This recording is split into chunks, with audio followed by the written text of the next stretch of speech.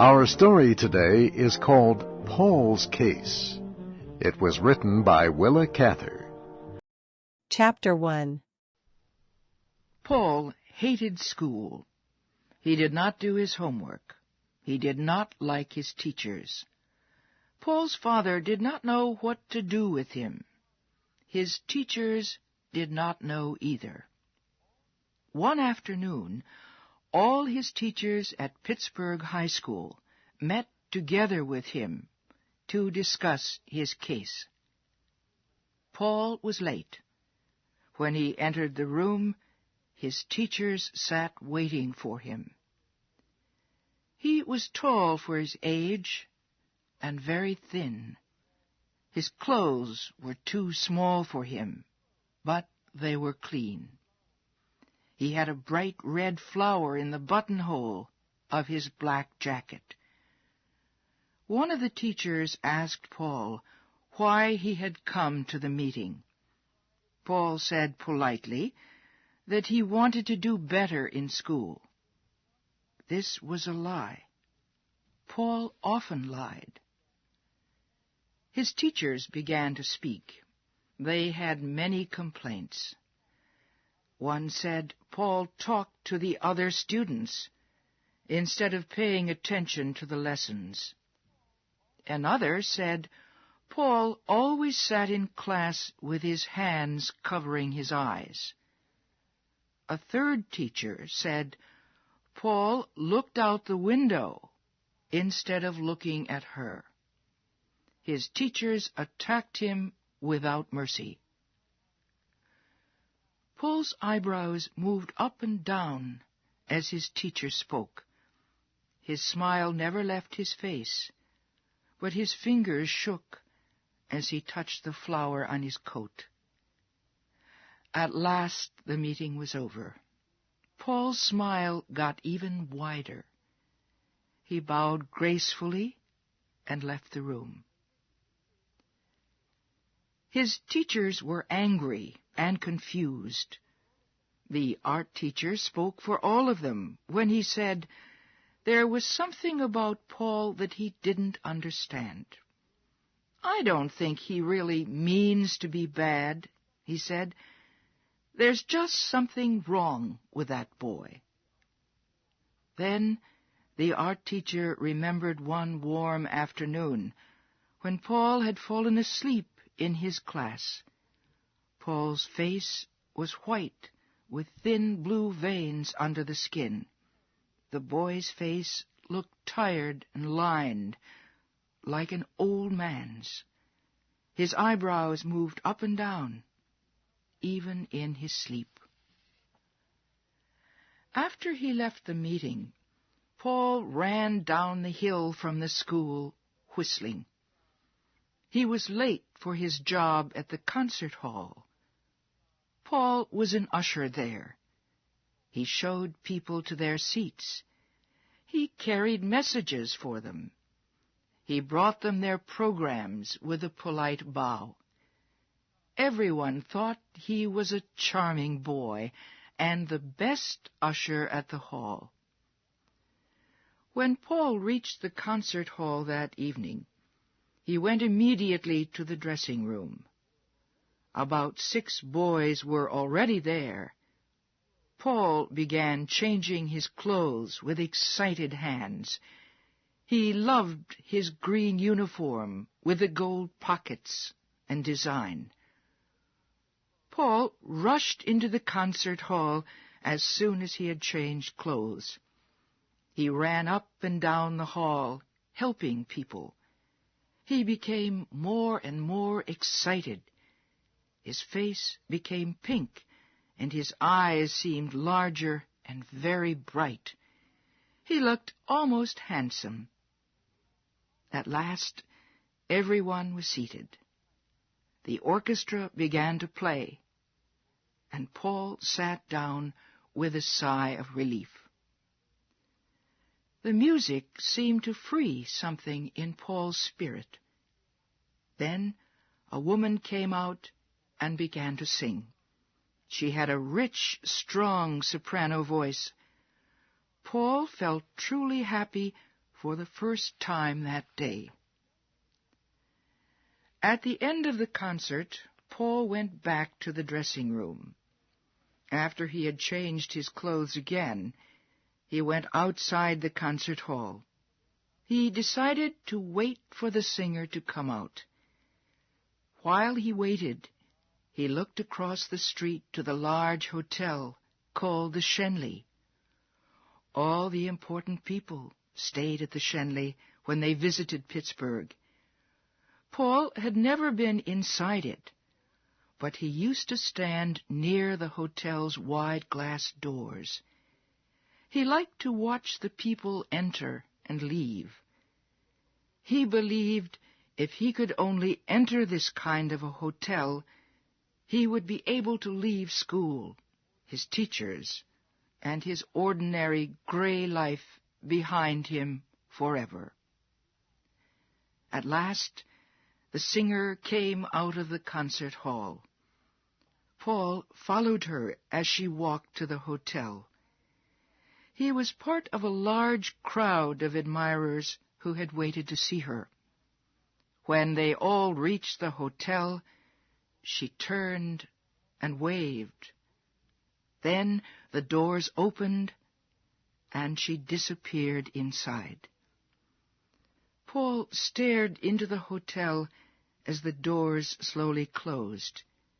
He could feel the warm, sweet air inside, and for a moment he felt part of a golden world of sparkling lights and marble floors. He thought about the mysterious dishes of food being served in the hotel's dining room. He thought about green bottles of wine growing cold in silver buckets of ice. He turned away from the hotel and walked home. He thought of his room, with its horrible yellow wallpaper, the old bed with its ugly red cover. He shook his head. Soon he was walking down the street where he lived. All the houses on Cordelia Street were exactly alike. Middle-class businessmen had bought them for their families. All their children went to school and to church. They loved arithmetic. As Paul walked toward his house, he felt as if he were drowning in ugliness. He longed for cool colors and soft lights and fresh flowers. He didn't want to see his ugly bedroom or the cold bathroom with its cracked mirror and gray floor. Paul went around to the back of his father's house. He found an open window and climbed into the kitchen. Then he went downstairs to the basement. He was afraid of rats, but he did not want to face his own bedroom. Paul couldn't sleep. He sat on the floor and stared into the darkness until morning came. The following Sunday, Paul had to go to church with his family. Afterwards, everyone came home and ate a big dinner. Then all the people who lived on Cordelia Street came outside to visit each other. After supper, Paul asked his father if he could visit a friend to get some help with his arithmetic. Paul left the house with his school books under his arm, but he didn't go to his friend's house. Instead, he went to see Charlie Edwards. Charlie was a young actor. Paul liked to spend as much time as he could at the theater, where Charlie Edwards and his group acted in their plays. It was only at the theater and the concert hall that Paul felt really alive. The moment he smelled the air of these places, he felt like a prisoner suddenly set free. As soon as he heard the concert hall orchestra play, he forgot all the ugly, unpleasant events in his own life. Paul had discovered that any kind of music awakened his imagination. Paul didn't want to become a musician, however. He didn't want to become an actor either. He only wanted to be near people who were actors and musicians. He wanted to see the kind of life these artists led. Paul found the schoolroom even worse after a night at the theater or the concert hall. He hated the school's bare floors and cracked walls. He turned away from his dull teachers in their plain clothes. He tried to show them how little he thought of them and the studies they taught. He would bring photographs of all the actors he knew to school. He would tell the other students that he spent his evenings with these people at elegant restaurants. Then he would announce that he was going away to Europe or to California or to Egypt for a while. The next day he would come to school smiling nervously. His sister was ill, he would say, but he was still planning to make his trip next spring. Paul's problems at school became worse. Even after the meeting with his teachers, things did not get better. He told them he had no time to study grammar and arithmetic. He told them he had to help the actors in the theater. They were old friends of his. Finally, his teachers went to Paul's father. He took Paul out of school and made him get a job. He told the manager at the concert hall that Paul could not work there any more. His father warned the doorman at the theater not to let Paul into the place. And Charlie Edwards promised Paul's father not to see Paul again. All the actors at the theater laughed when they heard about the stories Paul had been telling. The women thought it was funny that Paul had told people he took them out to nice restaurants and sent them flowers.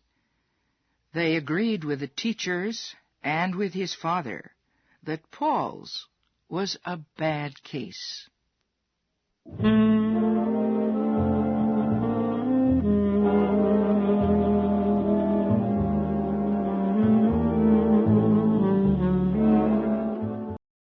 Chapter 2. Paul was a student with a lot of problems. He hated school. He didn't like living with his family on Cordelia Street in the industrial city of Pittsburgh. Paul wanted to be surrounded by beautiful things. He loved his part-time job as an usher at the concert hall.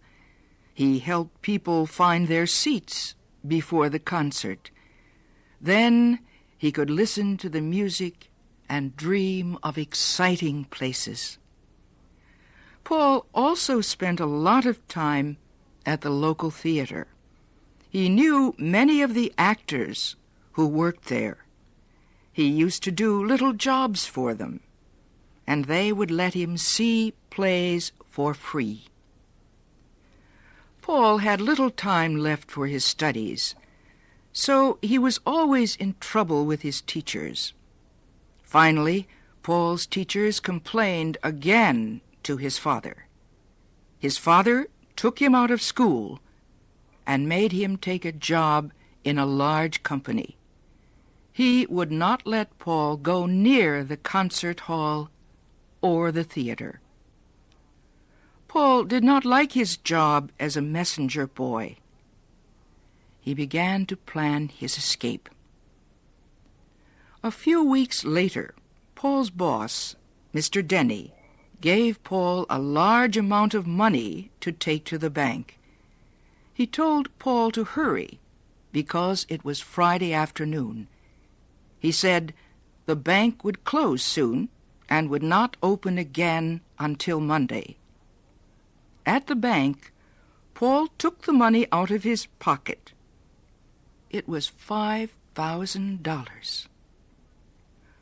Paul put the money back in his coat pocket, and he walked out of the bank. He went to the train station and bought a one-way ticket for New York City. That afternoon, Paul left Pittsburgh forever. The train traveled slowly through a January snowstorm. The slow movement made Paul fall asleep. The train whistle blew just as the sun was coming up. Paul awoke, feeling dirty and uncomfortable. He quickly touched his coat pocket. The money was still there. It was not a dream. He really was on his way to New York City with $5,000 in his pocket. Finally, the train pulled into Central Station.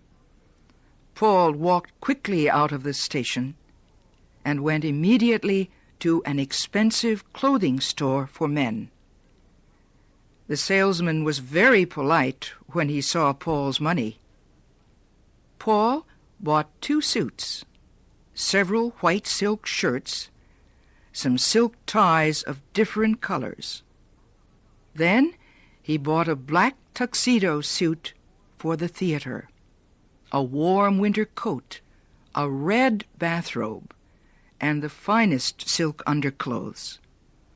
He told the salesman he wanted to wear one of the new suits and the coat immediately.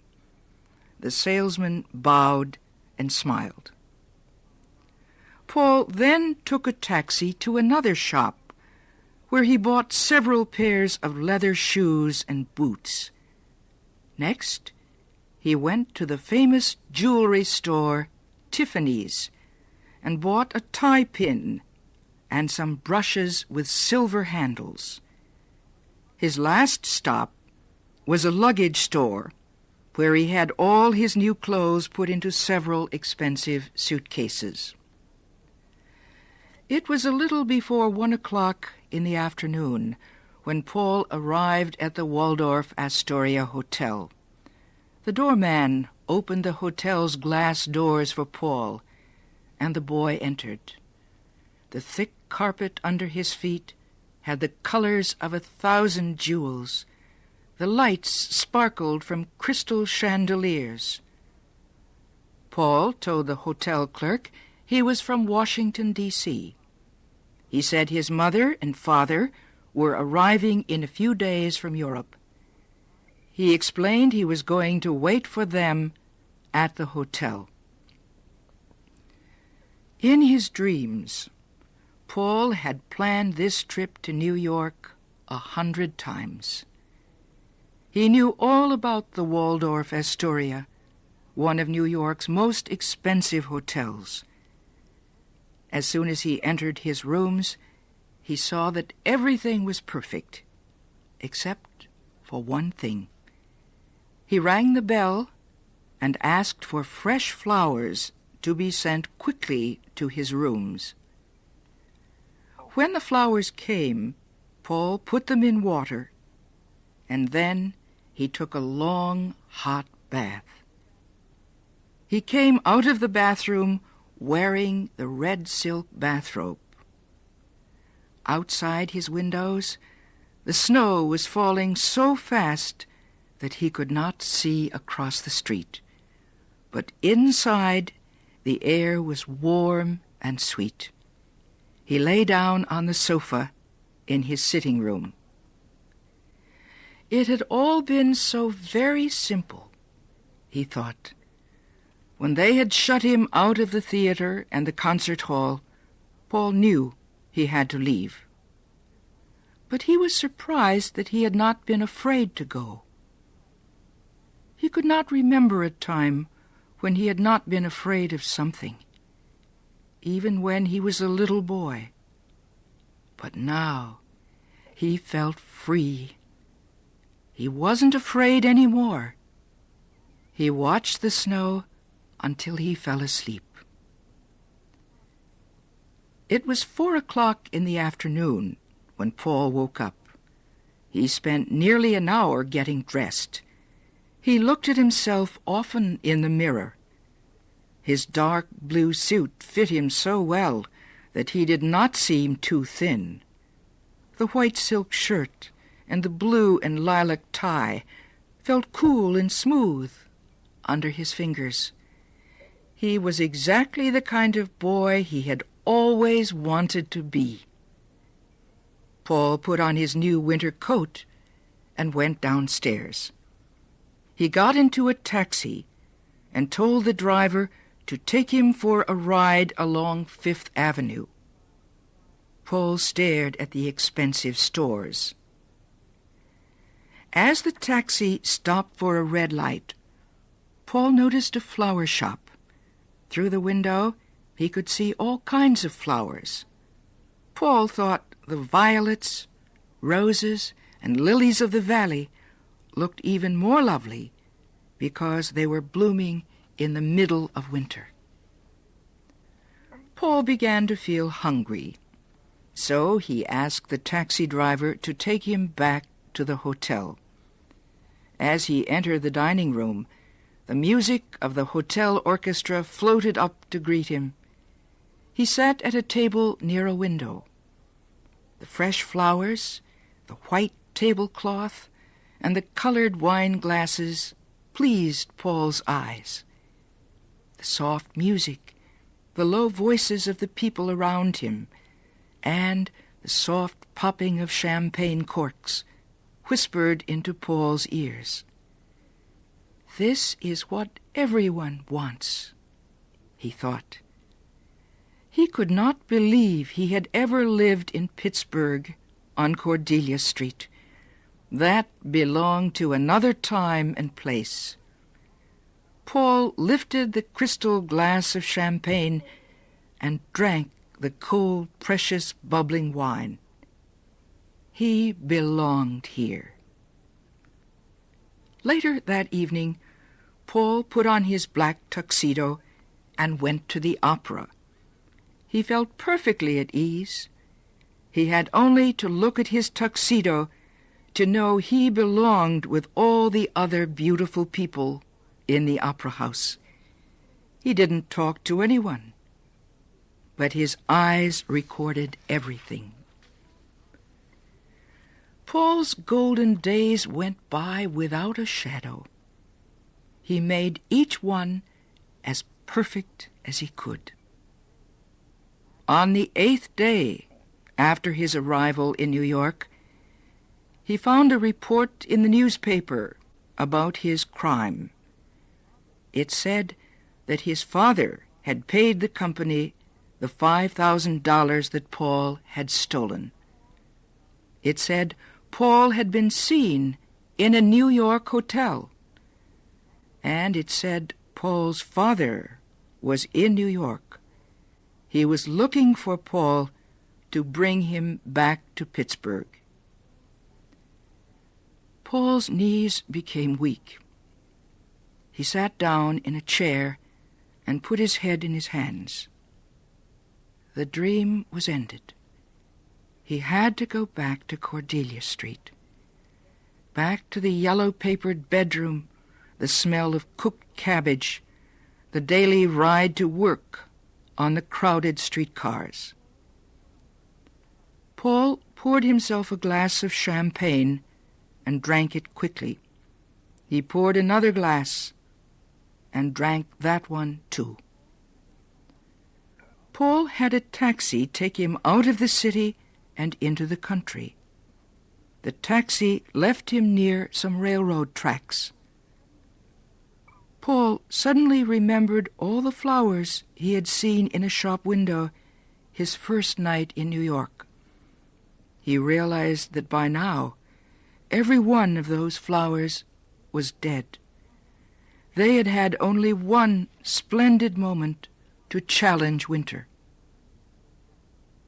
A train whistle broke into Paul's thoughts.